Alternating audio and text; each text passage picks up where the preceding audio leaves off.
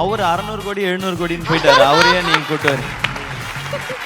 அவர் இப்போ போனீங்கன்னா 60 கோடி அவரே கேட்பாரு. சம்பளமும் ஃபிக்ஸ் பண்ணி கொடுத்துட்டேன். பர்சன்டேஜ் ஒரு பாட்டா உங்க ஃபேன்ஸுக்கு ஏதாவது சொல்லணும்னா என்ன பாட்டு பாடுவீங்க? நான் ஏதோ சிங்கர் மாதிரி ரொம்ப சீரியஸா இந்த கேள்வியை என்கிட்ட கேட்டு. நீங்க சிங்கர்னே ராயபுரம் பீட்டர் எவ்வளவு அழகா பாடிருப்பீங்க. அனிருத் கேட்டாருன்னா டென்ஷன் ஆயிடுவார்.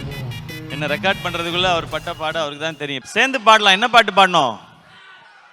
அண்ணா அங்கேருந்து ஒரு பையன் ரத்த கொதிப்பு மாமனாருக்கு ரத்த ஏய் கம்முனுறா. அங்கேருந்து ஒருத்தன் அந்த பாட்டு பாட சொல்றானே நம்ம எதிர்நீச்சல்ல அந்த வார்த்தை நாளை என்றும். Anirudh sir, I am very sorry sir. ஏன்னா அனி என்ன பண்ணுவார்னா, எந்த ப்ரோக்ராம் யூடியூப்ல ஜாலியாக இருக்கோ அதை ஃப்ரீ டைமில் எடுத்து பார்ப்பாரு. இப்போ நான் இது பாட்டு பாடினா இது ஜாஸ்தியாக போகும் வியூஸு, செம்ம காமெடியாக இருக்குன்னு சொல்லி அதை எடுத்து பார்ப்பாரு. என்ன தைரியமாக பாடுறான் பாருன்னு இருந்தாலும் பரவாயில்ல, அந்த லிரிக்ஸ்க்காக நான் பாடிடுறேன். நாளை என்றும் நம் கையில் இல்லை, நாம் யாவும் தேவன் கை பொம்மைகளே, என்றால் கூட போராடு நண்பா, என்றைக்கும் தோற்காது உண்மைகளே, பொன்னில்லாமல் ஓடு கோல்டு தேடி வரும், உந்தன் வாழ்வும் ஓர் ஒலிம்பிக்கை போலே வேர்வை வெற்றி தரும். நாங்கள் ரிஷியும் இல்லை, ஓர் குஷியில் சொன்னோம், குடிச்சா புடிடா வெகு நீச்சலடி வென்று ஏற்று கொடி. ஓகேயா?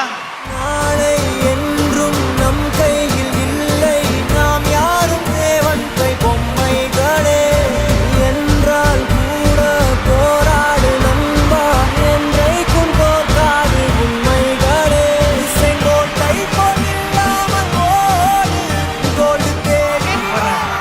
தேங்க்யூப்பா. எனக்கு ஸ்கூல் ப்ரேயர்லாம் ஞாபகம் வந்துச்சுப்பா. எல்லாருக்கும் ஃப்ரெண்ட்ஸ் அடி, கோலிவுட் பிரின்ஸ் அடி. இது கேப்ல அடி ஃபுல்லா. அண்ணா நெல்சன் சார் இங்க இருக்காங்க. டாக்டர் படம் பண்ணீங்க சேர்ந்து. அடுத்து எப்ப பேட்சப்? அவர் 600 கோடி 700 கோடின்னு போயிட்டாரு. அவரையே நீங்க கூட்டுவாரு. அவர் இப்போ போனீங்கன்னா 60 கோடி அவரே கேட்பாரு. சம்பளமும் ஃபிக்ஸ் பண்ணி கொடுத்துட்டேன்.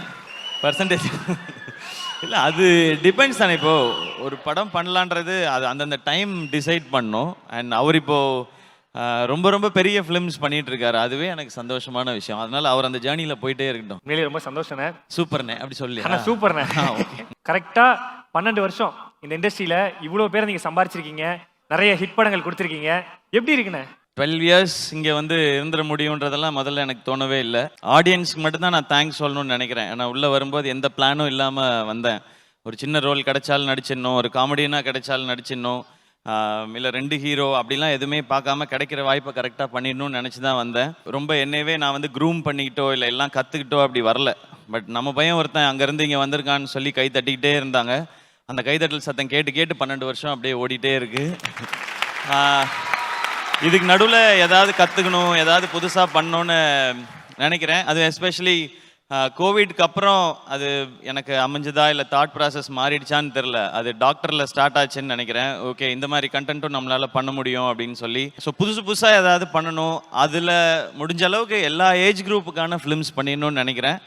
ஏன்னா முதல்ல படம் 2 படம் சக்ஸஸ் ஆகும்போது எனக்கு ஃபஸ்ட்டு வந்த இது வந்து இதெல்லாம் 2 வருஷம் தான் தாங்கும் அப்படின்னு சொல்லி சொன்னாங்க. 10 + எக்ஸ்ட்ரா 2 வருஷம் வந்துடுச்சு இப்போ. ஸோ இன்னும் கொஞ்சம் வருஷம் ஓட்டிட முடியும் நம்பிக்கை இருக்குது. இவங்க கை தட்ட அது இன்னும் ஜாஸ்தியாகவே இருக்குது. ஏன்னா